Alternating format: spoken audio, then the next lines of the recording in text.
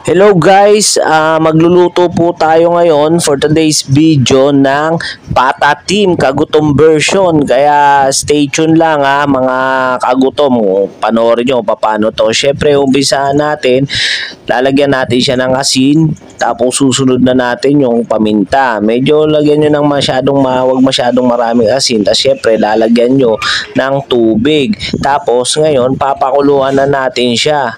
Bale, pinakuluan ko nga pala to ng mga 45 minutes. Ito na po yung kinalabasan. Tapos naglagay na rin tayo ng aromatics, Sprite, bawang sibuyas. Tapos nilagyan ko na rin ng pamintang buo. Tapos nilagyan ko ng star anise, tsaka cinnamon, tsaka laurel. Yan lang po, igigisa ko na po siya.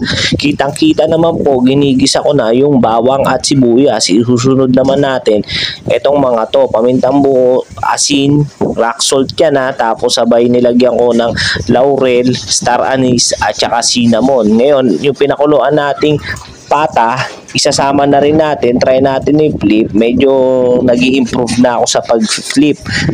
Ngayon, lalagay naman natin yung pampalasa niya. Ito yung pinakamabisang pampalasa para sa akin, Worcestershire sauce. Kaya kayo nang bahala bumasa niyan. Tapos syempre lalagyan natin ng datu puti soy sauce. Tapos yan, paikutin lang natin yan. Hindi na natin kaya i-flip yan. Lalagyan naman natin siya kayo ng Sprite. Yan, ay magpapalambot lalo dyan ng todo. Ito, hanggang sa matuyo lang. Halos matuyo. Ganun lang po kadali. Mga kagutom, halos matuyo lang ang gagawin natin dyan. Tapos nilagyan ko na rin ng additional sugar para sobrang sarap na ng Pata Team natin, kagutom version.